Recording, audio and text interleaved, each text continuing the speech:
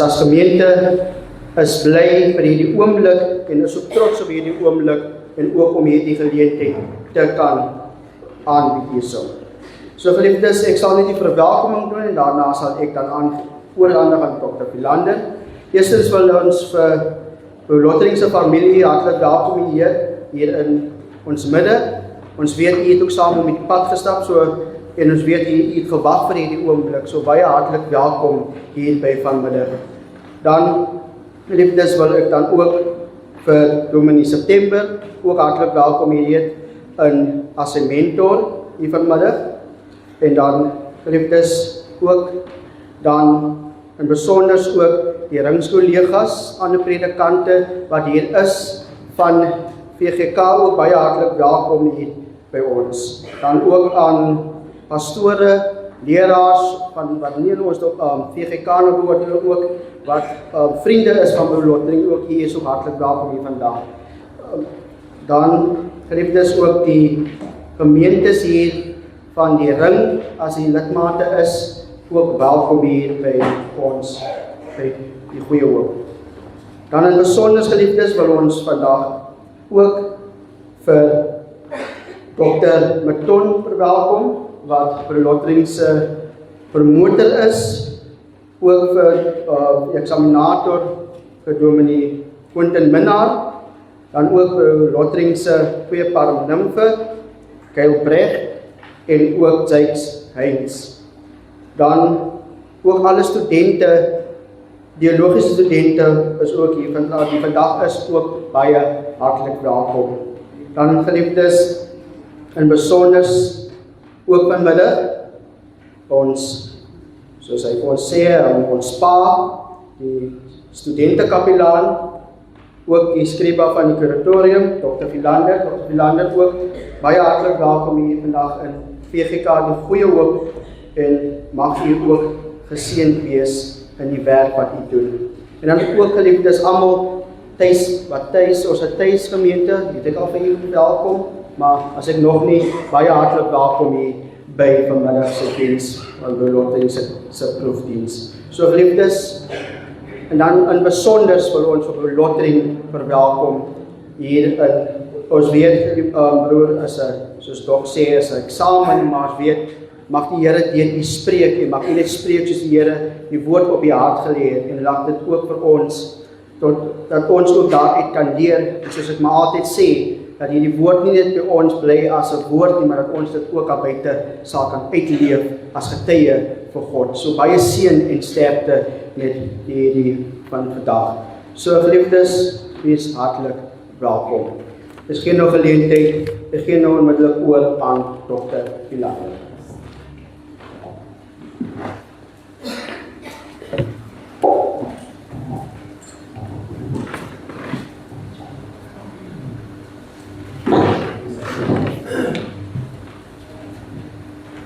Sirs, goeiemiddag.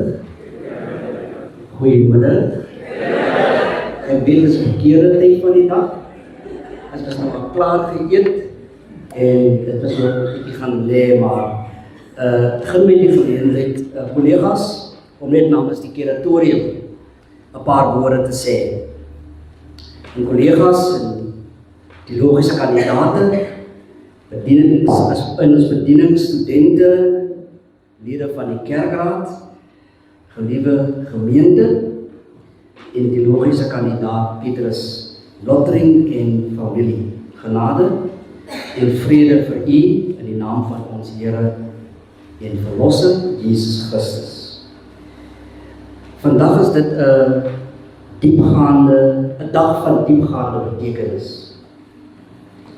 Nie net vir die plaaslike gemeente, maar ook vir die logiese kandidaat wat hier vandag sy proefdiens lewer. Hierdie geleentheid is meer as 'n gewone geleentheid in die kerk se kerklike kalender. Dit is 'n sleutelmoment van onderskeiding.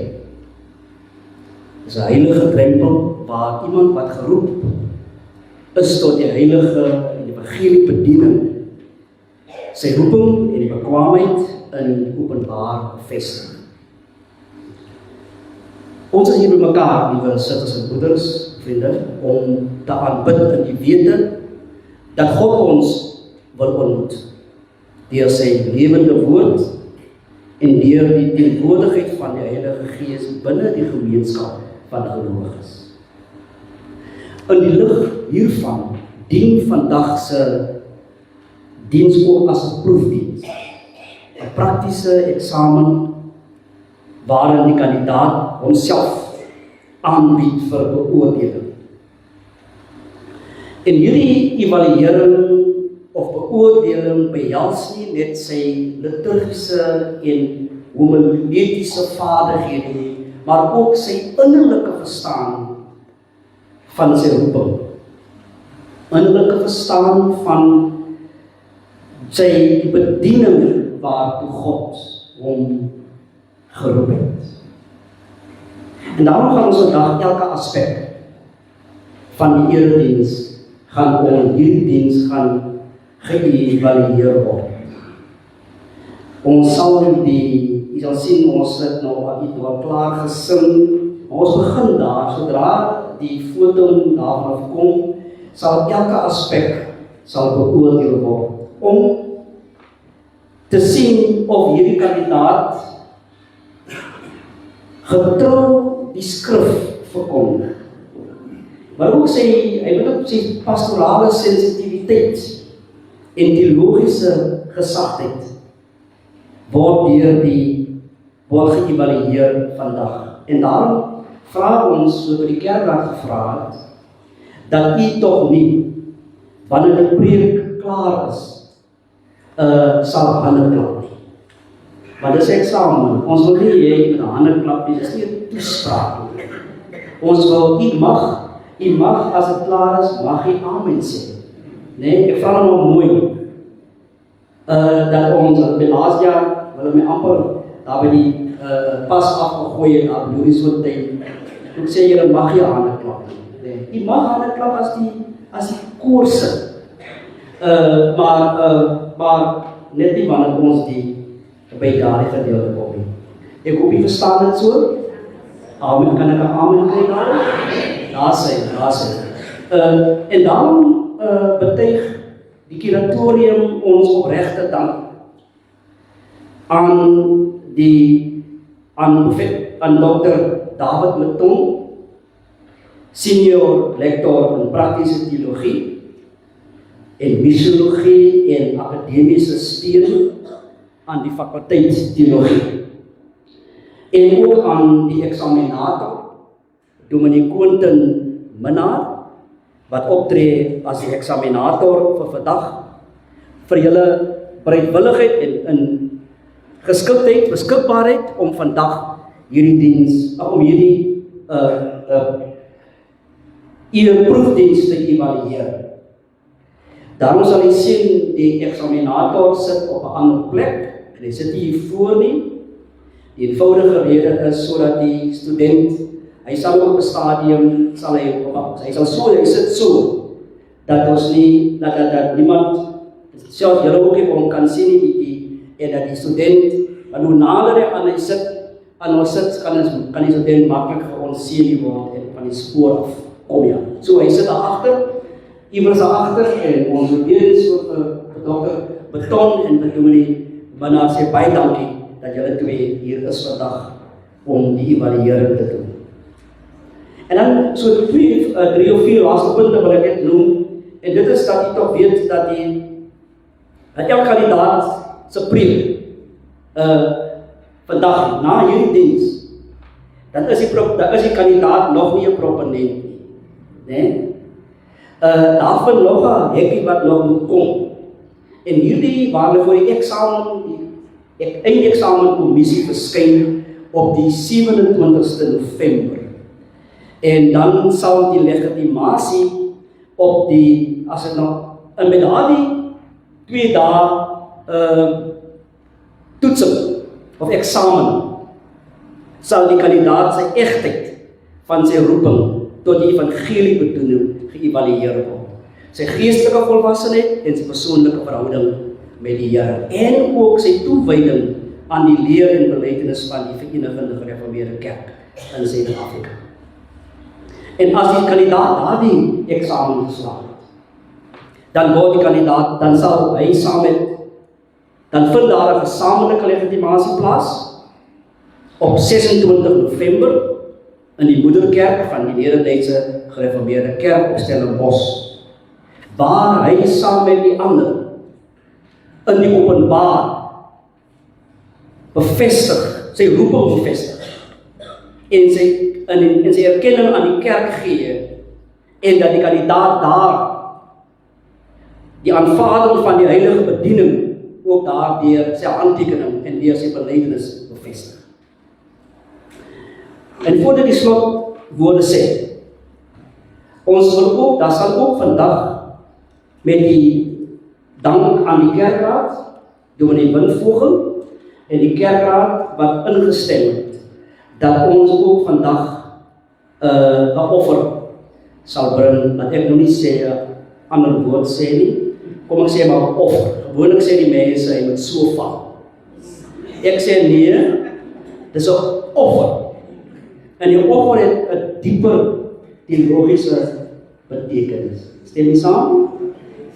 En elke kopknik hier en 'n amentjie beteken dat jy, hoe dieper jy die kop geknik het, sakke, hoe groter kom daai offer wat jy kan bring. Kan ek 'n amen kry?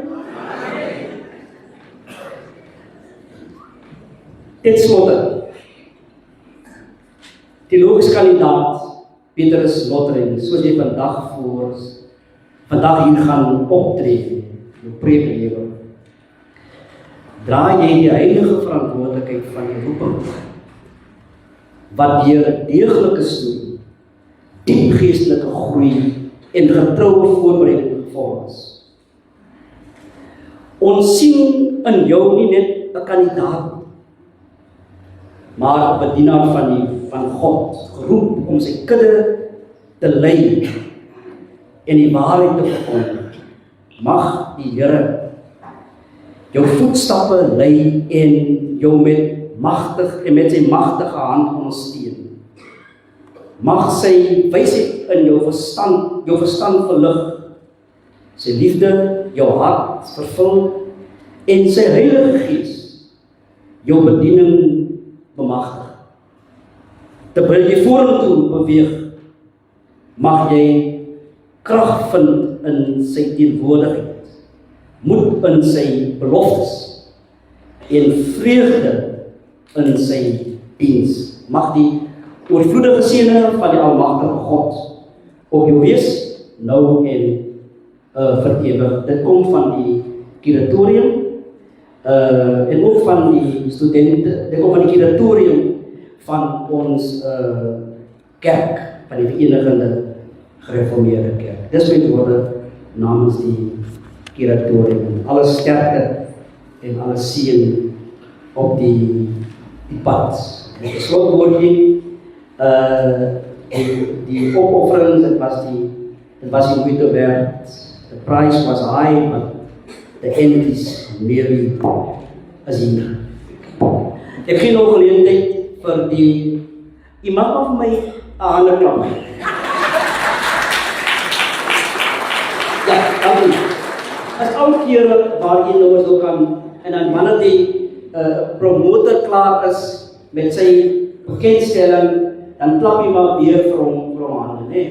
Maar moenie onthou net, wanneer dit kom by die preek, dat daar na die preek, dat die amen gesê het, die slotgebed gedoen en amen gesê het, moet maar nie hande klap, hoor. Goed, want hy is in julle hande, as het kom by hande klap. Okay. Ek stel nou aan die voor, ons promotor, dominee Dr. David Litton, hy is 'n leraar van ons kerk, en hy sal nou sy woord spreek.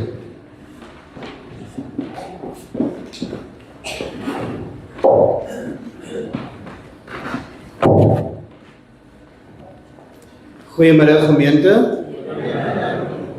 Ek is in die gemeente Kuilmore, net daar buite Stellenbosch, Ek sê vir hulle altyd by die fakulteit is ek dokter Meton, in die kerk is ek 'n dominee. Want my doktersgraad is eintlik 'n akademiese ding, is nie 'n kerkding noodwendig nie. So jy mag maar vir my sê dominee Dr. Wielander, hoef nie verskoning vra nie. Maar baie dankie vir hierdie geleentheid. Dit is vir my 'n pragtige gesig om te sien dis gemeentemense wat hier sit. Dis nie mense wat ons ingevoer het om die sitplekke vol te sit. Dit is 'n getuienis aan die een kant, dink ek, van die gemeente se geloofslewe, maar ook 'n getuienis van Broer Lottering se stap met die gemeente, glo ek. En daarmee saam die saad wat gesaai is oor die jare, insluitende ook Dominee September en Dominee Windvogel wat hier sit. Dit voel vir my soms, dis verkeerd dat 'n promotor 'n kandidaat moet voorstel. Want eintlik kry jy die kandidaat op die afdrand van die pad. En daar is soveel ander mense wat die kandidaat help vorm het. In hierdie geval, vrou, kinders, familie, gemeente, maar ook mentors, predikante, wat oor die jare heen die pad gestap het met die kandidaat. En toch moet ek dit nou doen.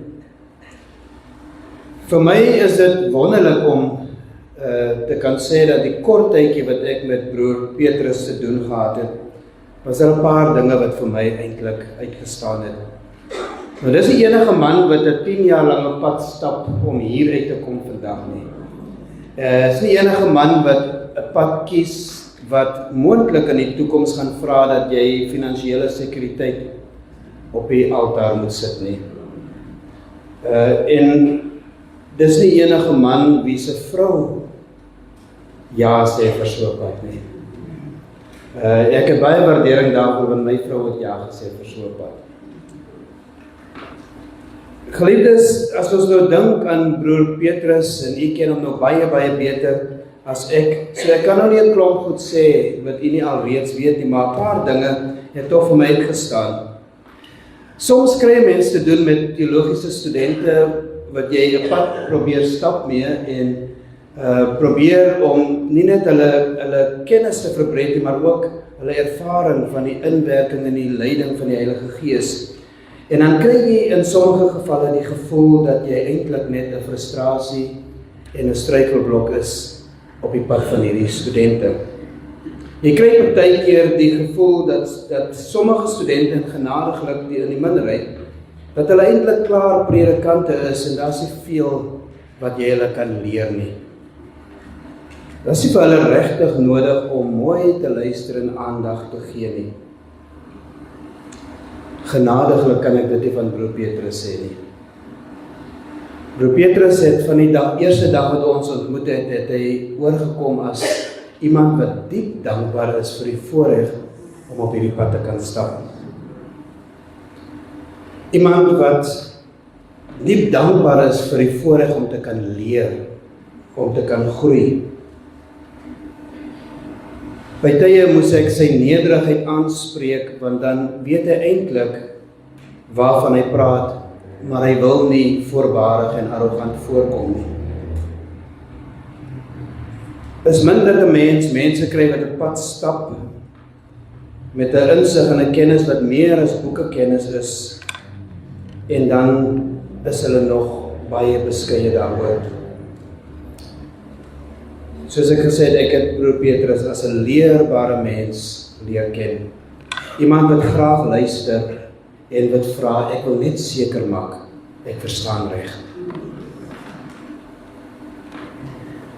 En op hierdie pad en in ons gesprekke was dit baie duidelik dat hy nie net 'n diepe dankbaarheid vir die Here het nie, maar telkens het hy op sy verskillende maniere erkenning gegee aan sy gesin. En dit het my hart met besonderse blydskap gevul elke keer in my stilte. Want wanneer ons in die bediening is, en die bediening gee vir ons 'n klap of twee, dan vee ons dit af en ons gaan aan. Maar vir ons gesinne bly die ongemak 'n bietjie langer. En daarom was dit nog elke keer my gebed dat die Here wat hierdie gesin saam met jou gestuur het, broer Petrus sal bewaar en ook vir hulle op 'n besonderse wyse dieselfde helende werking laat beleef as wat jy in die bediening sal beleef. Broer Petrus het altyd sy oog op die Here in ons gesprekke gewys. Maar hy het ook op 'n besonderse wyse, en hier kan ek nou ook praat oor sy tema vir sy navorsingsskripsie, op 'n besonderse wyse dink hy diep na oor die sorg van mense rondom hom, mense in die strate, mense by wie ons verbystap en by wie ons verbyry. En Dr. Philander het reeds eintlik attent gemaak dat 'n predikant se werk is nie net om te preek nie, maar om diep pastoraal om te gaan met God en woord en mens. En dit, broer Petrus, sien ek ook in die tema van jou skripsie. Voordat ek vir broer Petrus nooi om die kansel te bestyg, wil ek tog hierdie net aan jou oordra. In Matteus 16 vra die Here Jesus vir die disippels, wie sê die mense is ek? En hulle gee 'n hele paar antwoorde en dan vra hy vir hulle, maar julle, wie sê julle is ek? En dan sê Simon Petrus, u is die Christus, die Seun van die lewende God. Dis die getuienis, die belydenis waarop die kerk bou en staan, waarop Christus sy kerk gebou het. En dis my gebed, broer Petrus, dat hierdie belydenis nooit onder verdenking sal staan in jou bediening nie. Ook nie vandag, wanneer jy hier op die kansel staan nie. Mag die Here jou ryklik seën vandag en versterk en lei deur sy Gees, maar ook wanneer jy die bediening meer gefokus ingaan, saam met jou gesin, saam met jou vriende, die breë familie, en saam met hierdie gemeente. Broer Petrus, Lottering, teologiese kandidaat van 2025, ek nooi jou om saam met ons die kansel te bestyg. Terwyl die gemeente sal staan en sing, Gesang 30.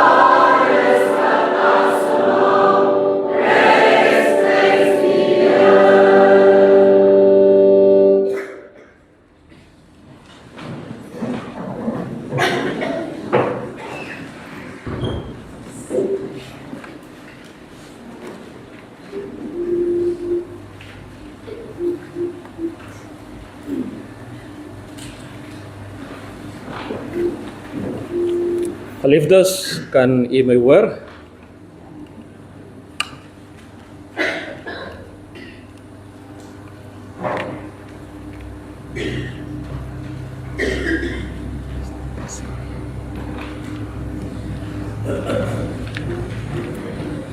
Miskien net gou aan kyk.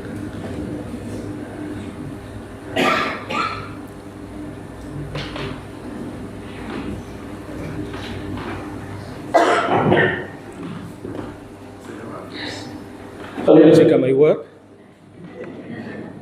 Kan jy my hoor, geliefdes?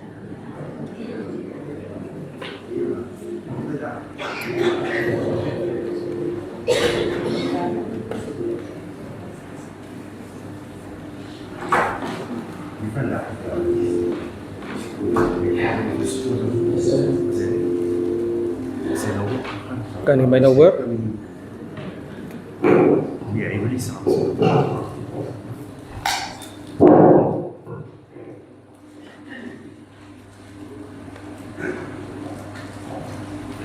Geliefdes, ja, dit gebeur met die beste van ons.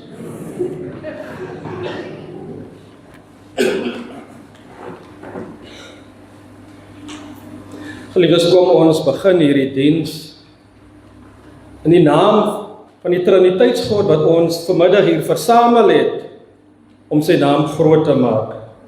Kom ons raak bidden stil voor die Here terwyl ons binne beweeg die diens van die lofprysing, fotum en seëngroet.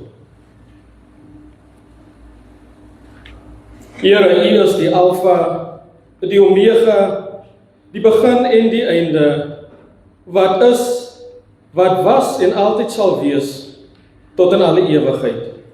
Geliefdes, genade, barmhartigheid en vrede word aan elkeen toegebid, deur God die Vader, God die Seun en God die Heilige Gees. Geliefdes, voor ons dan saam staan en die openingsgeliedsang, gesang 194 saam sing, vra ek net vir 'n oomblik dat ons dan ook net dink aan ons maat, dat ons dan ook in hierdie tyd verloor het, Chris Skeffers, dat U vir 'n oomblik net stil sit daar, en dan ook dat U gebeure so uitgaan aan die familie en vriende, ook binne die teologie, dat U ook aan hulle dink, dat so kan ons elkeen wat hierdie harte hou voel, wat ook in hierdie tyd aan ons almal uitgedeel is. Ons raak net vir 'n oomblik so stil en dink aan die verlies wat ons gelei het.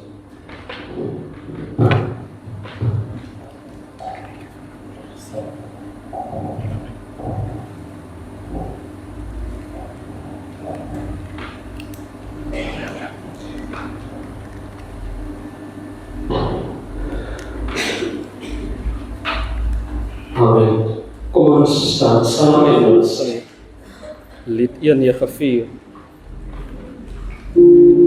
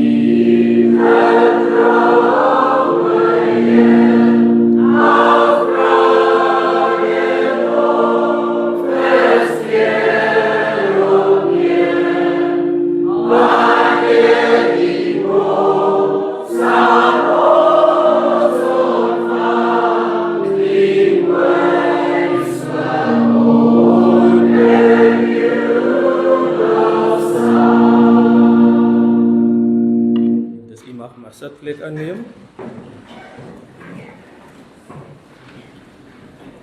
Binne die diens van verootmoediging, soos u op die skerm sal sien, kan ons dan kyk na Matteus 22 vers 37 tot 40. In die gesangboek is dit bladsy 188, die samevatting van die wet.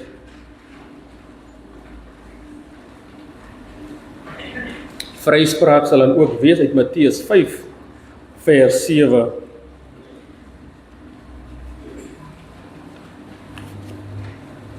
Kom ek deel dit so saam met u geliefdes.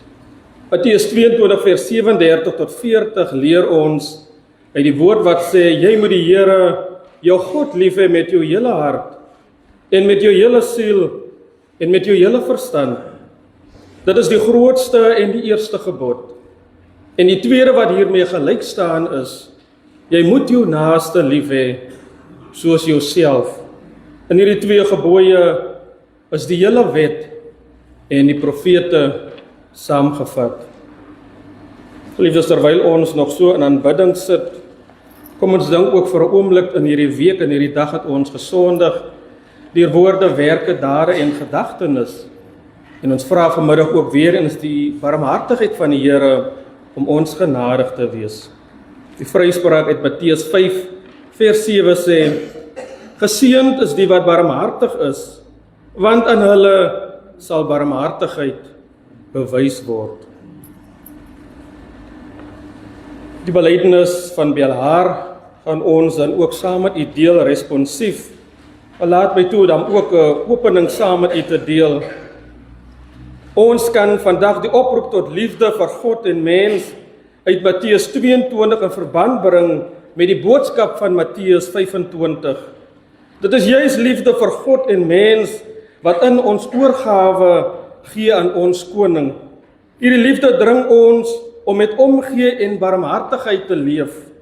Ons eie geliefde belydenis van Belhar roep ons op tot hierdie liefde vir God en mens wat oorgaan in dade van omgee, diens en barmhartigheid.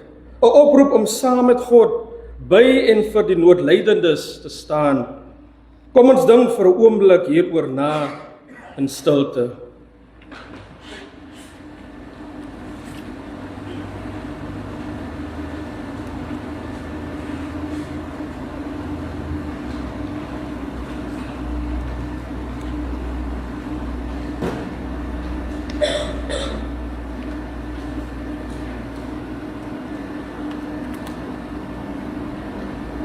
Liefdes, voor ons oorgaan na die responsiewe belydenis van Belhar, kom ons staan saam en ons sing gesang 2, 3, 4, verse 1 en 3.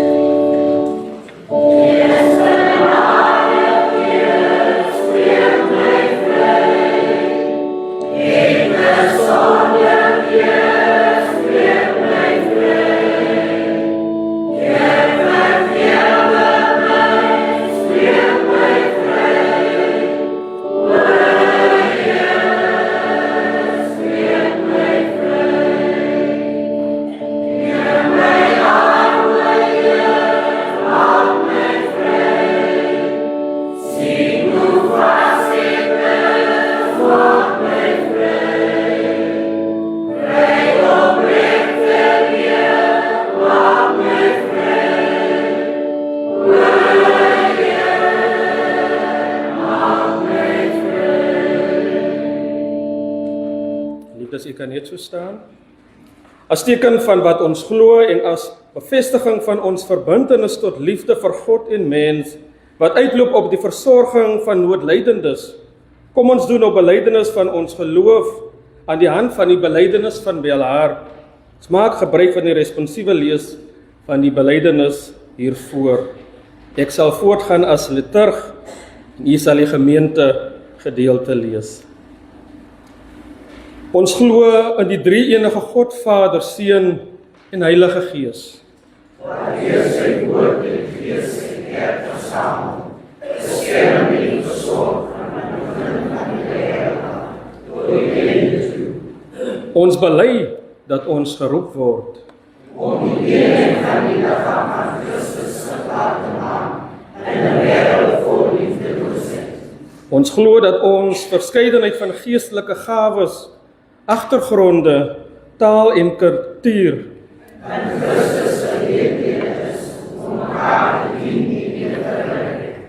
ons bely dat God deur sy woord en gees die magte van onverzoendheid, vrees en vyandskap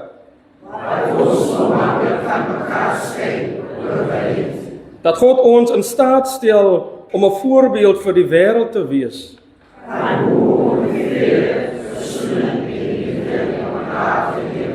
Ons bely dat God homself laat ken as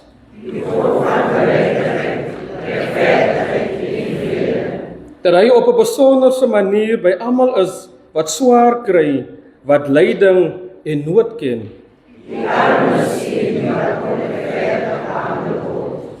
Ons bely dat ons geroep word om in gehoorsaamheid aan Jesus Christus, ons verlosser en hoof. Jesus is die Heer.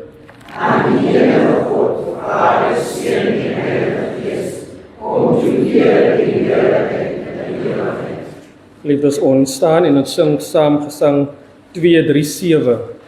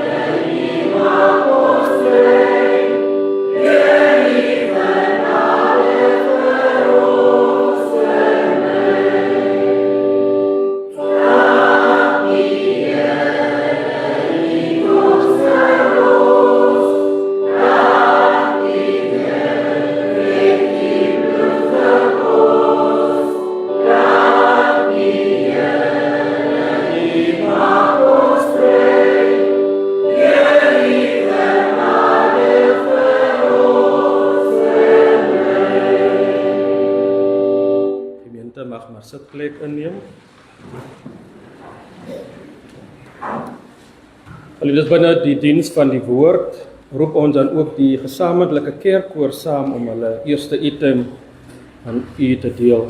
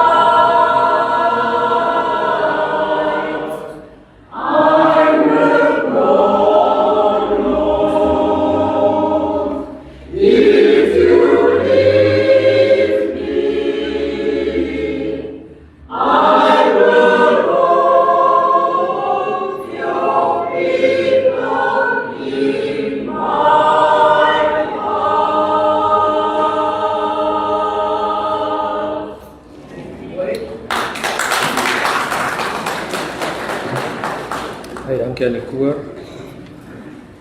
Die verder binne die diens van die woord roep ons aan vir Dominee Pieter September vorentoe om die epiklese gebed te doen.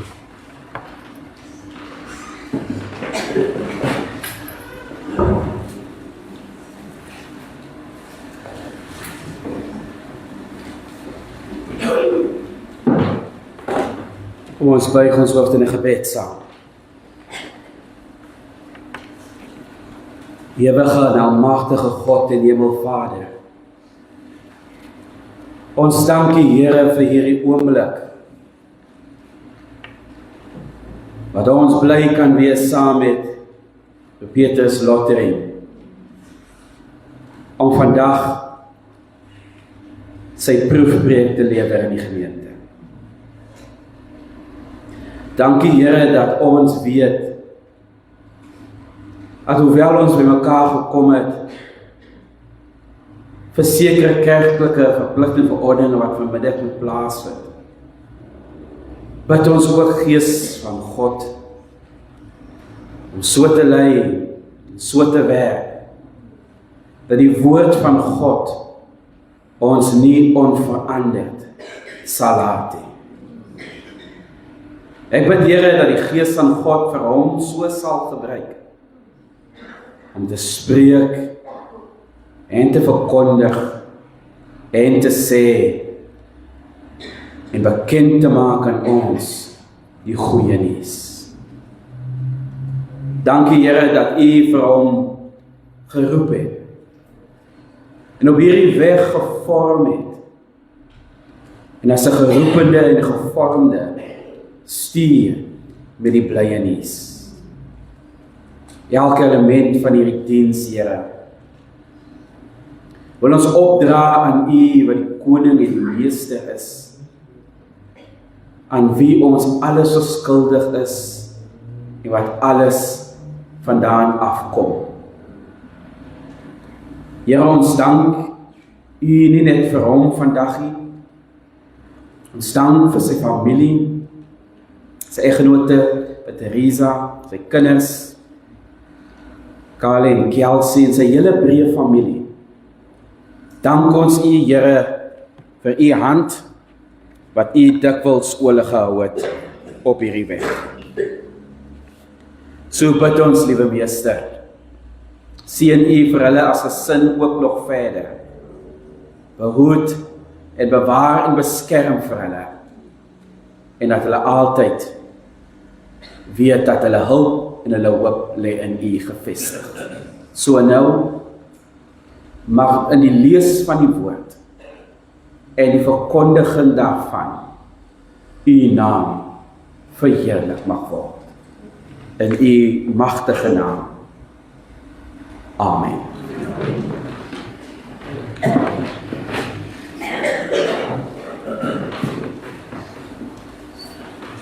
Dankie, geliefdes, ons gee net kans dat Dominee September sitplek inneem. Skriflesing, soos u sien op die skerm, sal kom uit Matteus 25 vanaf vers 34 tot 40. Afrikaans en Engels sal ek beide lees. Matthew chapter 25 verse 34 to 40.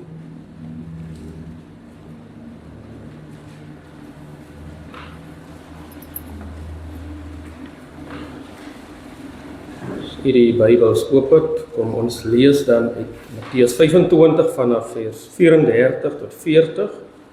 Ek lees uit die lees uit die 1983 vertaling.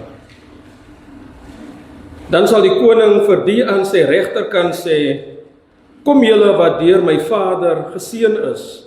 Die koninkryk is van die skepping van die wêreld af vir julle voorberei. Neem dit as erfenis in besit. Want ek was honger en julle het my iets gegee om te eet.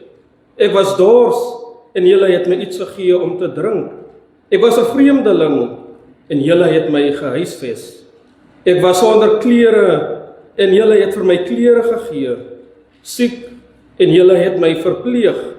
In die tronk en julle het my besoek.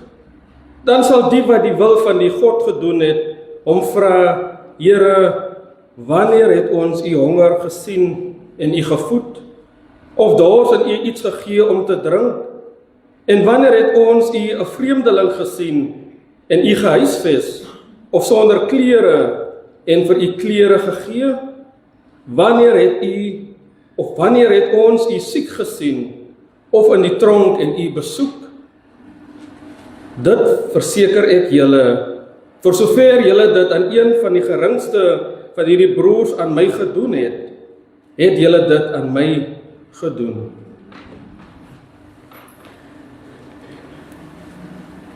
The English version, New International Version, Matthew chapter 25, 34 to 40 reads as follow. Then the king will say to those in his right, come you who are blessed by my Father, take your inheritance, the kingdom prepared for you since the creation of the world. For I was hungry and you gave me something to eat. I was thirsty and you gave me something to drink. I was a stranger and you invited me in. I needed clothes and you clothed me. I was sick and you looked after me. I was in prison and you came to visit me. Then the righteous will answer him, Lord, when did we see you hungry and feed you, or thirsty and give you something to drink? When did we see you a stranger and invite you in, or needing clothes and clothe you? When did we see you sick or in prison and go to visit you? The king will reply, I tell you the truth, whatever you did for one of the least of these brothers of mine, you did for me. Thus far the word of the Lord. Geliefdes, ons tema in hierdie middaguur, en so gaan ek vir u verder inlei binne die inleiding, is deernis in aksie. Compassion in action. Vandag is dit die 10de Sondag in Koninkrykstyd, die 10de Sondag na Pinkster. Ons word weer opnuut herinner aan die genade en barmhartigheid van ons drie-enige God. Vader, Seun en Heilige Gees, Skepper en Verlosser en Trooster, wat deurgaans aan die werk is in ons eie konteks, ons lewens en die wêreld. Ons is egter ook bewus dat Augustus die seisoen van barmhartigheid vir ons kerk verteenwoordig. In hierdie tyd wil ons juis fokus op die diens van barmhartigheid, sosiale betrokkenheid en die konkrete uitleef van God se liefde. Dit is juis in hierdie tyd, maar ook reg deur die ander kerklike seisoene, dat ons die koningskap van Jesus, ons Here, bely. Albei hierdie aspekte, Jesus se koningskap en die oproep tot die diens van barmhartigheid en versorging, word ook vervat in ons geliefde belydenis van Beljaar.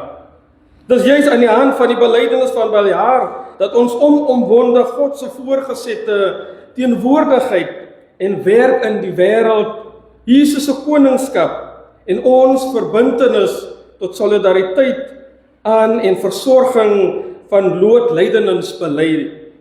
En ons, dit die onder andere, omdat ons onsself in gehoorsaamheid aan Christus, die hoof van sy kerk, onderwerp. Dit is dan juis ook op 'n manier die fokus en oproep van ons teks vir oordeenking vandag. Geliefdes, verder ons inleiding tot die teks. Hierdie gedeelte, Matteus 25, vers 34 tot 40, maak deel uit van 'n groter oordeelsrede of eskatologiese rede in Matteus 24 tot 25. Jesus berei hier sy disippels voor op die naderende eindtyd en sy wederkoms. Jesus tree hier die teks as profeet op, sodat die disippels se sienswyse rondom die wêreld se dinge mag verander en hulle 'n ewigheidsperspektief mag kry.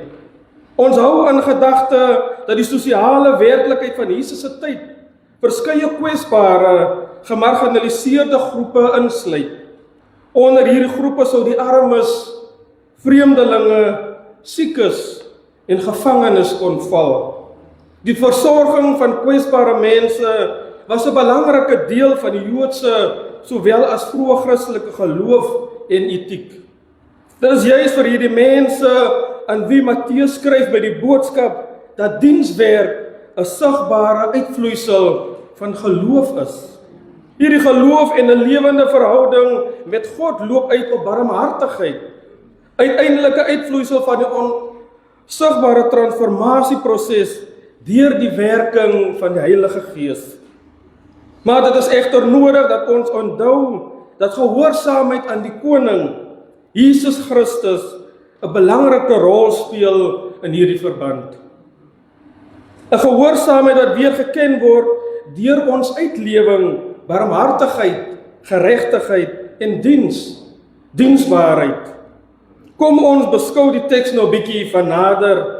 Teoloë verdeel die teks in 4 hoofdele aan die handelinge, optredes, reaksies in die gedeelte. In vers 34 rig die koning 'n spesifieke uitnodiging aan die regverdiges, iets wat hy in vers 35 en 36 met die aanvoer van redes verder verduidelik. In vers 37 tot 39 lees ons hoe die regverdiges reageer. En dan sluit die gedeelte af met Jesus se interpretasie van die voorafgaande. Met ander woorde, ons teks kan as volg verdeel word. Vers 34, die koning se uitnodiging. Vers 35 tot 36, die redes vir die uitnodiging. Vers 37 tot 39, die reaksie van die regverdiges. En vers 40, Jesus se interpretasie. Kom ons kyk 'n bietjie dieper na elkeen van hierdie gedeeltes. Die koning se uitnodiging aan die regverdiges. Die opening van vers 34 leer ons dat die koning Basileus 'n uitnodiging rig, ja, 'n erflating aan elkeen wat regverdige lewe het. Dit is egter uit loutere genade en hierdie regverdige lewe beteken nie dat die regverdige sy of haar erflating ontvang, maar net op grond van dade nie. Nee, dit is hierdie regverdige lewe, die goeie dade is maar slegs 'n resultaat van die gehoorsaamheid van diegene wat die genade van God in Christus aanneem. Alhoewel die beloning volg op dade van barmhartigheid, Elios, is dit eintlik die voorafgaande gehoorsaamheid aan die koning wat elkeen uit genade red, wat dit tot gevolg het. Hierdie koninklike uitspraak is vol gesag en fokus hier op 'n eksklusiewe groep. Dit word uitdruklik gesê dat hierdie uitsonderlike groep aan die standaarde van die koning en sy vader, Patros, voldoen en dit geregtig is op hierdie erfstuk. Ons as regverdiges word gekies in Christus, deurdat die regverdiges vir Christus aangeneem het in lewenswandel. Niemand verdien dit op grond van dade nie, en die keuse van 'n regverdige lewe is nie om 'n beloning te kry nie, omdat mense Christus gekies het en sy wil volg. Matteus 25 herinner ons natuurlik ook aan die uitsprake van Matteus 5, geseënd is die barmhartiges. Geseënd is die vredemakers en beklemtoon dan hierdie koninkrykswaardes, die waardes waarvolgens elkeen leef wat Jesus Christus kies en wie in hierdie Jesus Christus leef. Rede vir die uitnodiging. Al konkrete dade van barmhartigheid. Vers 35 tot 36 fokus hier op die uitsprake van die koning gedurende sy aardse lewe en spesifiek of fisiese menslike vorm, human form of Jesus. Die sentrale woorde honger, dors, 'n vreemdeling, naak, siek, in die gevangenis, gee 'n skets van die lewe van die gemarginaliseerdes binne hierdie konteks. Praktiese barmhartigheid teenoor mense in nood is dus nie simbolies nie, maar konkreet en liggaam van aard. Hierdie uitspraak wat vanaf die koning kom en gerig word aan die regverdiges, faithful, word hier as 'n bekentenis, confession, geopenbaar. In hierdie gedeelte handel dit oor geloof in Christus wat die regverdiges laat uitvoering gee aan hierdie liefdesdaad van barmhartigheid teenoor elke mens. Geloof is die dryfkrag om goed te doen en aan ons naaste se behoeftes te voorsien, al het ons ook ons eie tekortkomings. Hier word brutaal uitgebeeld van die haglike omstandighede waarin 'n mens kan verval, maar dat die toonbeeld van naaste liefde, vorm van barmhartigheid, 'n wesenlike verskil in elke persoon se lewe kan maak en dit verryk. Hier handel dit nie oor geestelike tekortkomings nie, maar hoe daar voorsien was in ander se nood, praktiese vorm van medelee betoon. Hierdie persoon of groep wat barmhartigheid betoon op die bestemde tyd, word self uitgedaag deur sy of haar geloof en hoe sterk dit in Christus gegrond is. In hierdie gedeelte word die rede bekend gemaak rondom die uitnodiging wat uitgereik word aan die regverdiges. Dit is ook duidelik dat dit deur hul konkrete dade van barmhartigheid, compassion, was en nie om gesien te word of deur mense geprys te word nie. Dit is en bly 'n geloofsdaad wat uit opregte liefde toegeken word aan die persoon of die een in die nood sonder dat daar iets terug verwag word. Hierdie gedeelte gee ook 'n goeie oorsig van omstandighede waarin die disippels syns alself bevind het binne hul aardse bediening saam met Jesus.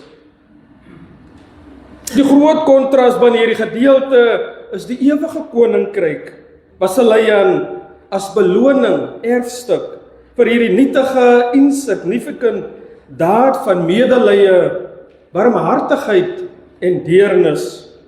Ons geloof in Christus maak ons kwesbaar om baie keer teen ons eie wil gedryf te word om ander se nood te verlig, ten spyte van ons eie nood wat ook dreig om ons te oorval. Geloof in Christus streef daarna om die las van ander te verlig en ook saam bly te wees wanneer dit goed gaan saam met ons medemens. Die regverdige se reaksie van verbasing. Vers 37 en 39 kom hier in teenstelling na vore van wat Jesus sopas gedeel het met die regverdiges binne die vorige uitspraak. En dit was dat hulle in Jesus se nood voorsien het op 'n bepaalde tyd. Wanneer het ons u so gesien? Die regverdiges neem kennis van al die goeie dade wat hulle aan ander in opregtheid gedoen het. Nie hulle hou nie boek van elke daad wat hulle in die vorm van barmhartigheid aan hulle medemens doen nie. Die regverdiges ondersoek hulself omdat hierdie dade tweeledig is. Dit kon hier beteken dat die regverdiges hierdie dade van medelee direk aan Jesus gedoen het binne sy aardse bediening of andersom teenoor elke ander persoon wat in die nood was en baat hieruit kon vind. Die regverdiges in hierdie geval baie verbaas en twyfelagtig ten opsigte van hul doen en late teenoor diegene wat op 'n bepaalde tyd in die nood was. Jesus maak dan net weer aan hulle, die regverdiges, bekend dat hul goeie dade nie ongesiens verbygaan nie. Getrouheid en gehoorsaamheid aan die koning Jesus dryf barmhartigheid en nie die toekomstige beloning as prys erfstuk wanneer die regverdige se lewe op aarde afgesluit word en die ewige koninkryk op hulle wag. Jesus is in elkeen se nood en kry gestalte wanneer daar in medelee na mekaar uitgereik word binne ons diepste nood. Ons as mens het 'n konstante van nature behoefte daarna om te eet en te drink, maar 'n etiese behoefte om klere te dra en nie naak rond te loop nie. Ons lewe almal as vreemdelinge hier op aarde en eindig baie maal op plekke waar ons in die nood is om aan iemand se woning ontvang te word. Ons dade mag dalk ook verder tot gevolg hê dat ons in die gevangenis opeindig en dan het ons 'n verlange om besoek te word. Dit is 'n verskynsel wat deur die Ou en Nuwe Testament loop, dat daar aangedring word dat gelowiges aan ander se behoeftes sal voorsien. Jesus kom verander hierdie wettiese vereiste binne die Nuwe Testament met opregte liefde teenoor die Vader en ons medemens.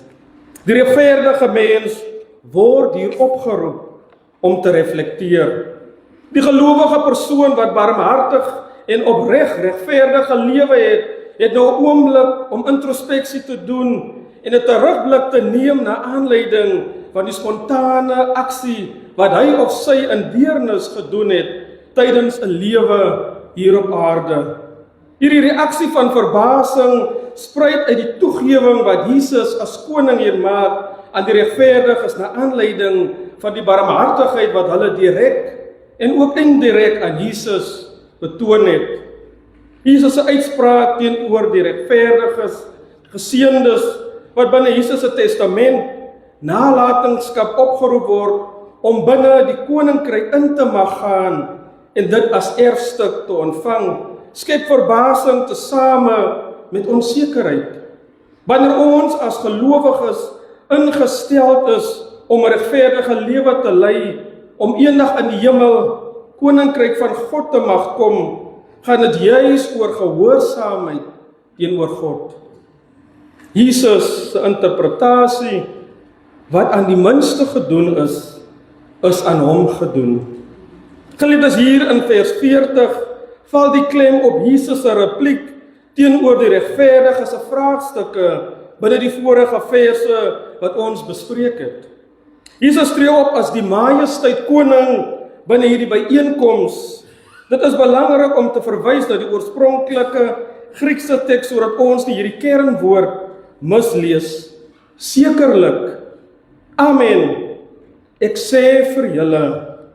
Jesus begelei die regverdiges met 'n kragtige uitspraak deur te sê dat wat hulle ook al vir een van hierdie onbelangrikste, geringste broers van my gedoen het.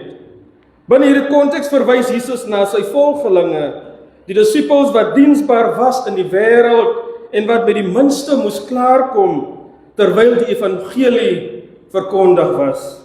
Hierdie uitspraak kring baie verder uit en verwys hier na almal in nood, gelowiges en ander regverdiges, alle kwesbares. Hierdie uitspraak is inklusief en ook in 'n mate eksklusief. Dit dui hier op diensbaarheid teenoor Jesus en ook ons medemens. Dit is so maklik om oog te verloor van diegene wat in die nood verkeer.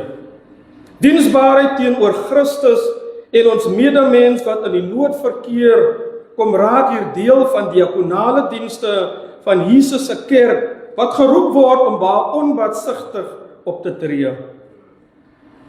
Artikel 4 van die belydenis van Belhar kom weer hier te sprake wanneer God se teenwoordigheid ervaar word in 'n wêreld waar ongeregtigheid, onregverdigheid aan die orde van die dag is. En God self die kerk roep om hom hierin na te volg. Hierdie oordeel en genade word aan elkeen uitgedeel wat regverdig en in geloof in Christus gewandel het. Dit handel hier verder oor die herstel van menswaardigheid, dignity, teenoor ons medemens wat in die nood verkeer en redding of hulp nodig het en so 'n helpende hand ontvang vanaf diegene wat barmhartigheid, compassion openbaar. Die klem val steeds hier op diensbaarheid teenoor Jesus. Elke gelowige word opgeroep om in liefde en deernis op te tree teenoor die wat in nood verkeer. Die kerk wat die eiendom van Christus is, word in geheel opgeroep tot die voortsetting van hierdie barmhartigheidsstaat. Dit is en bly die missie van die kerk om te stry vir regverdigheid en eenheid van mense in die wêreld. Toepassing, deernis in aksie. Geliefdes, koninkrykstyd en die seisoen van barmhartigheid is nie maar net items op die kerkkalender nie. Nee, dit is eerder 'n herinnering dat elke dag 'n oproep en geleentheid is om die liefde van God in Christus op 'n tasbare manier bekend te maak. Hoewel koninkrykstyd dus 'n eskatologiese uitkyk het, bevestig dit ook Christus se koningskap hier en nou. Dit gaan nie net oor eendag nie, maar oor die konkrete uitleef van die koninkrykswaardes met die verstaan dat ons hele lewe eintlik in die seisoen van barmhartigheid van die koninkryk geleef word. Ervaar ons die seisoen van barmhartigheid binne die kerk en die samelewing gedurende Augustus, maand wat hiervoor geoogmerk word? Streef die gelowige nog steeds na barmhartigheid en geregtigheid binne hierdie seisoen? Hoe lyk ons samelewing daar buite? Sien ons barmhartigheid en regverdigheid in die strate van Mitchellsplein? Hoe lyk barmhartigheid en regverdigheid in die globale wêreld met die betrekking tot Afrika, Suid-Afrika, Israel, Suid-Sudan, die VSA? So kan ons elkeen 'n ander lens opsit en die wêreld daardeur kyk en as gelowiges ervaar wat mense daagliks moet deurmaak, wat deur oorloë en hongersnood en onsekerhede getuister word. Dat dit tyd geword dat ons as gelowiges standpunt inneem, oorgaan tot aksie, sodat die kerk weer haar stem kan terugkry in die politieke, ekonomiese en sosiale sake van die wêreld. Dit is en bly God se koninkryk waaroor Jesus gaan oordeel op die laaste dag.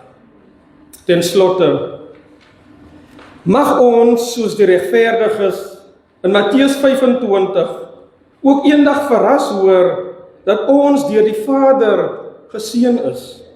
Nie omdat ons groot en wonderlike dinge gedoen het nie, maar omdat ons in gehoorsaamheid aan Christus getrou was, in die klein handelinge van versorging, omdat ons getrou was in die uitleef van die klein gebare van liefde aan die geringstes, aan Christus self. Amen.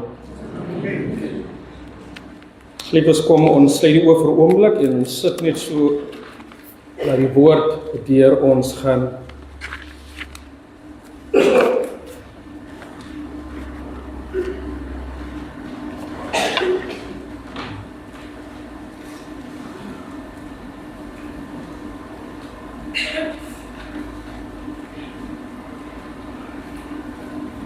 Amen.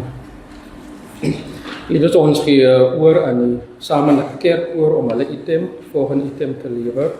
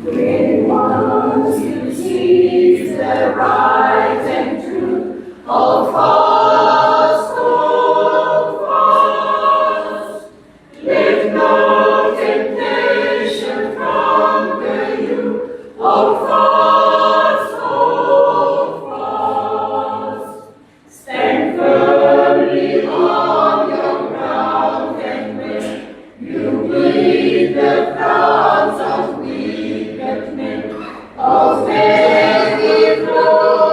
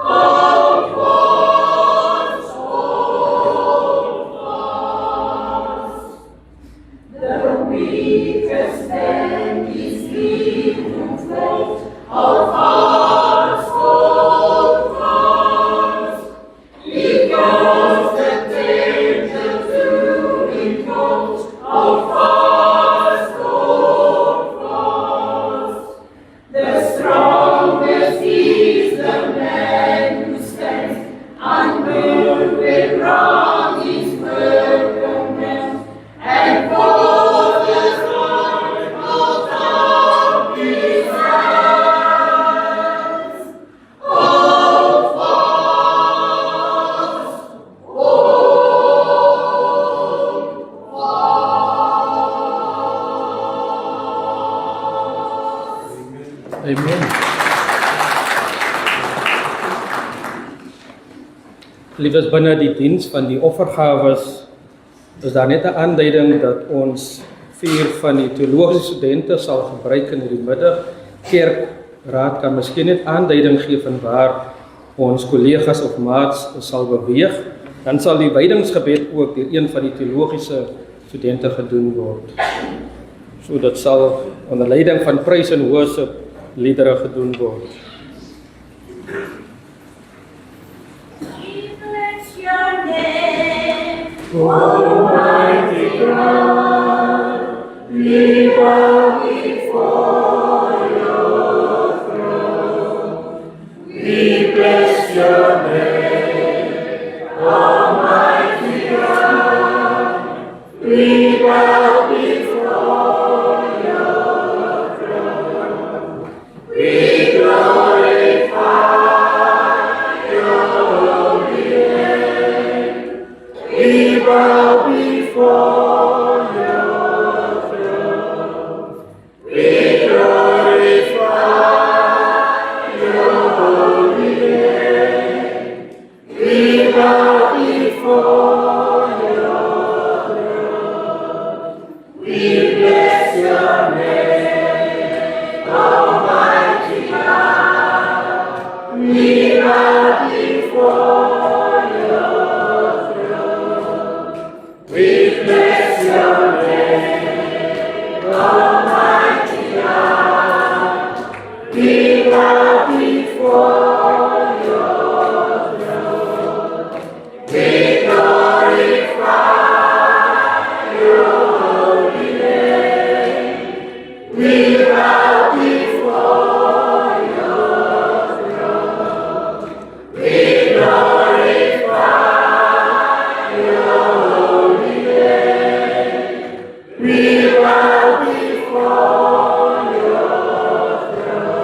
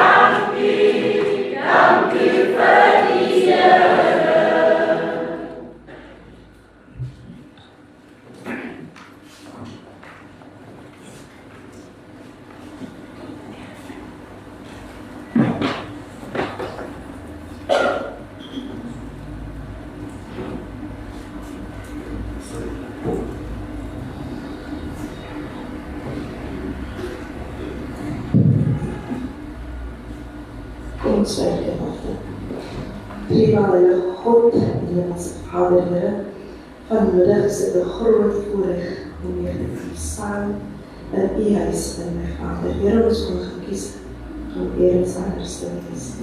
Here, maar dankbaar is ons in ons harte, dat ons hierdie pragtige, profetiese oomblik saam met oorlogding kan kom deel. Baie dankie, my Vader, dat U dit moontlik gemaak het vir ons, my Vader. Here, ek sê dankie vir die offer wat ingekom het, my Vader. Here, seën die hande wat gegee het, my Vader. Maar Here, seën ook die wat U kon gegee het, my Vader, Here. Weens hulle omstandighede, Here, om U ook deel te hê in die naam van Jesus Christus. Here, ek kom met U vra dat die offer, dat het gebruik word vir uitbreiding van U koninkryk. In Jesus' naam. Amen. Amen.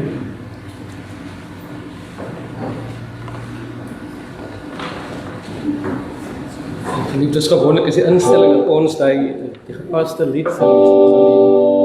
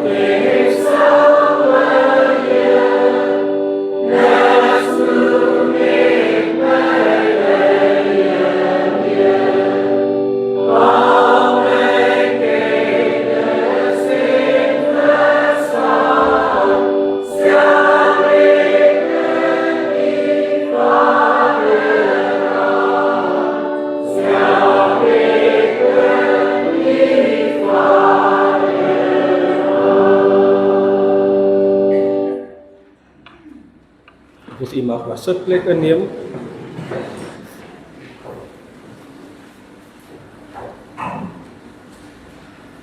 As ek nou nie by te orde gaan wees, wil ek net vra voor ek die bedankings doen, dat net 'n reëling gemaak is dat wanneer ons klaar is hier met ons vergadering, dat wanneer die gemeente uitgaan, dat daar vir elkeen 'n pakkie sal wees, die gaste, spesifieke teologiese span ook, en elkeen wat genooi is deur my kan dan sitplek inneem.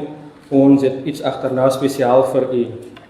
Nou geliefdes, die bedankings, baie wyse teoloog hier in ons midde maak ons altyd daarop attent dat die kandidaat se bedankings kan nooit langer as sy preek wees nie. Vanmiddag wil ek ook seker maak dat ek nie buitekant hierdie spoor trap nie. So the word of thanks can be problematic in many instances when we tend to exclude those who needed to be included. We at many times make mention of names of individuals or groups and make others feel less worthy. I would like to start by honoring our Trinity God, the Father, Jesus the Son, and the ever-present working of the Holy Spirit along my journey in life. Sincere gratitude to all who participate in my journey and in any way forms part of my life.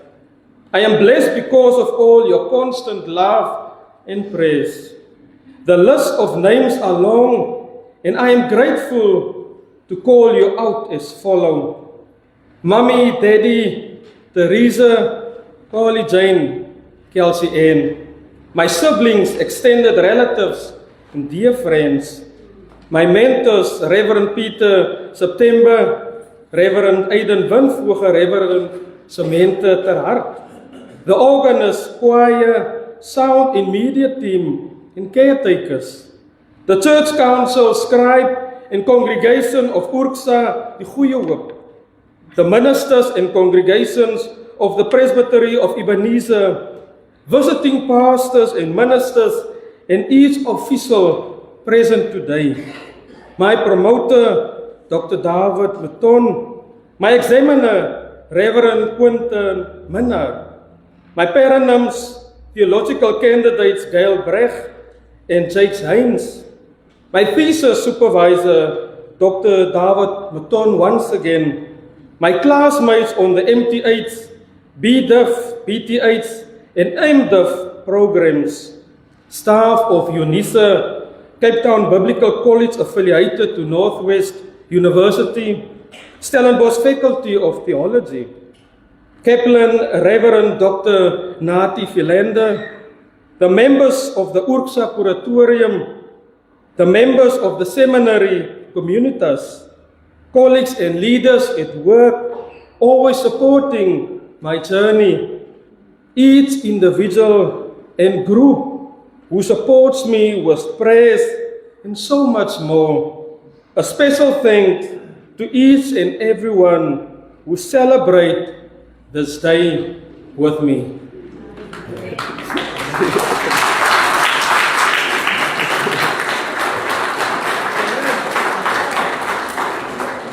See, I am in line. Geliefdes, ons kan dan saam staan en Gesang 306 saam met mekaar sing. Dan sal ek die seënbede uitspreek.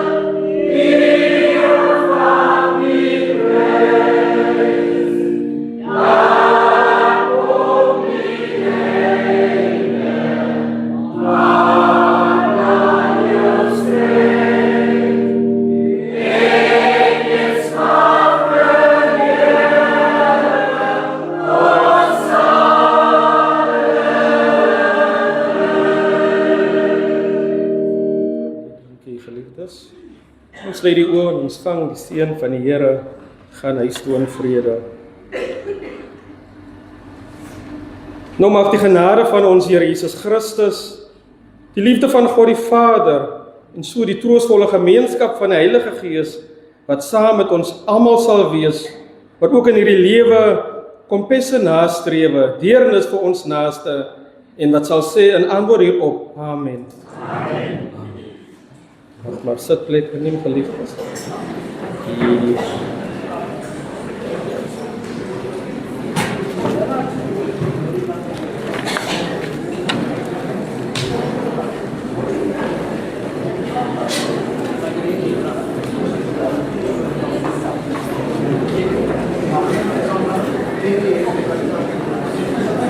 Geliefdes, daar sal voorsiening gemaak word. U moet nou nie begin beweeg alleen dat by die deur sal vir die gemeente 'n pakkie uitgedeel word en dan die res van die gaste kan maar sit. Ons sal voorbereiding tref.